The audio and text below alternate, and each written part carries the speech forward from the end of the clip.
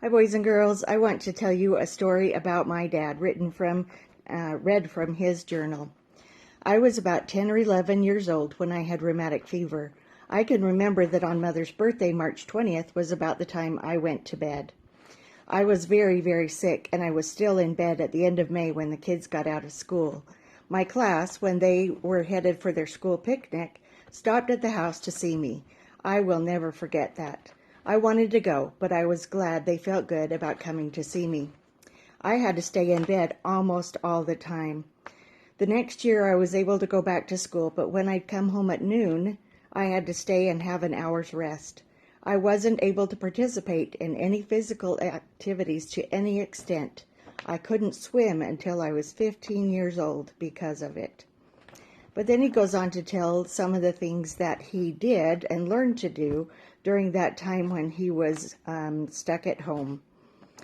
He says he did a lot of reading, and he became smarter intellectually and academically. He made model airplanes. He learned how to knit. He learned how to quilt and helped his mom make quilts for their family. And he did a lot of scouting. He tells one story about when the school bus usually stopped right by their house, so he could just have to get off and walk right home. But this time they had gone to a movie, so the bus driver stopped about 2.5 blocks from their house, and he didn't know what to do because he was not supposed to walk that far. It was too hard on him. He was too weak. And so he says that there was a friend and classmate who lived past where he lived. The boy put my dad on his back and carried him to his house. He carried him those 2.5 blocks. In total, my dad was very, very sick for about 2 years. And as I read, he was in bed from the middle of March till the end of May, at least. Totally, completely. And that kind of reminded me of what we're going through now. We have to stay home. We can't see our friends and go out and go to church and do all those things that we really like to do. But there's a good reason for it. We need to stay home now and be safe.